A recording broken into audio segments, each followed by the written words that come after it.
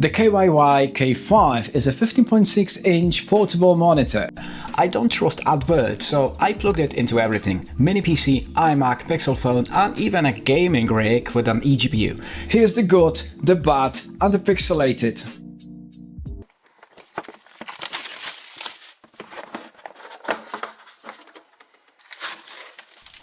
KYY keeps things simple. Inside the box we got the monitor already attached to its magnetic smart cover, a USB-C to USB-C cable, mini HDMI to HDMI cable, and a power brick. No plastic clutter, no missing essentials. The cover is more cosmetic than rugged, but protection is there.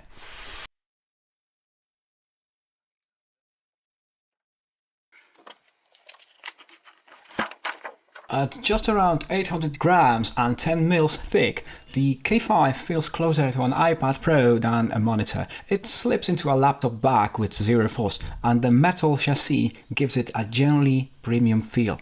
On the sides, you'll find dual stereo speakers. The right edge houses the OSD control buttons, 2 USB-C ports, and a mini HDMI socket, cleanly laid out and easy to access without fumbling.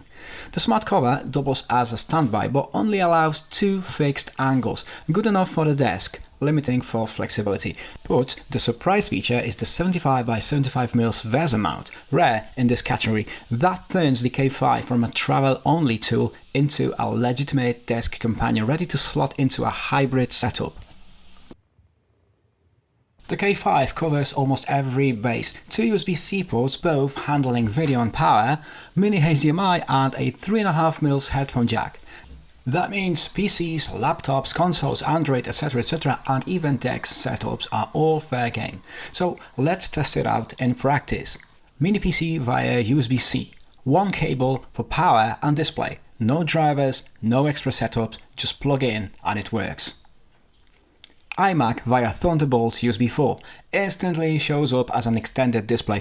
I only had to tweak brightness because the KYY runs slightly brighter than the iMac, but scaling was spot on, 5K to 4K with no weird mismatch. Great for photo or video editing, one screen for the editor and the other for scripts or tools.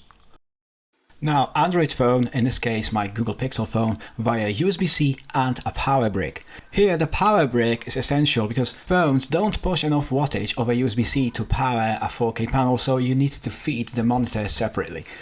With my Pixel, it's just screen mirroring, not a full desktop user interface. Samsung phones with DeX take it a whole step further with a real PC-like experience, but Pixel is stuck at mirroring for now. Google's Android 16 beta is promising a desktop mode though, so that will change soon.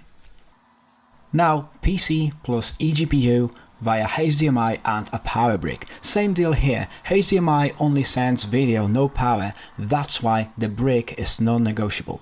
Gaming works well, but HDR oversaturates, so I keep it off. And the onboard speakers, tinny and underpowered, though acceptable for Zoom calls. Thankfully, the headphone jack is there. Now, let's be blunt. This is not a gaming monitor. Yes, it's 4K, it runs HDR, the visuals are very sharp, but the refresh rate tops out at 60Hz.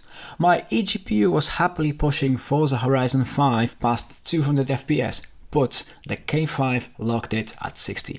For competitive gamers, that's an install deal breaker.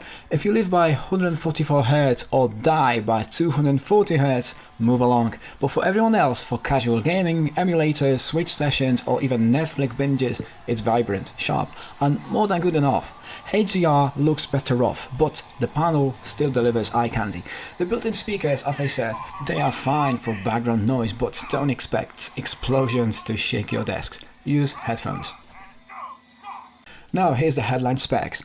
100% Adobe RGB coverage, 400 nits brightness, and 4K resolution on 15.6-inch IPS panel. That's a pro-grade color accuracy on a portable device.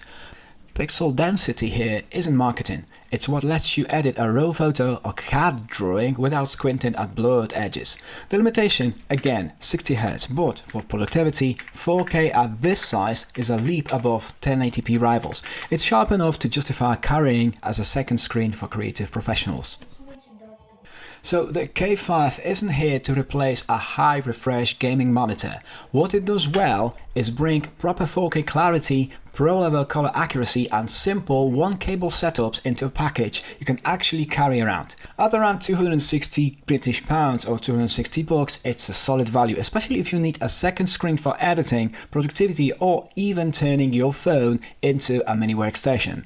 So conclusion, if you chase in 140Hz or 240Hz, this isn't your screen, but if you want a sharp, reliable and portable display that doubles as a desk companion with VESA mount, this is hard to beat. Agree, disagree? Drop your hot takes in the comments. And while you're here, don't forget to subscribe. I know you want to. Family Pop TV.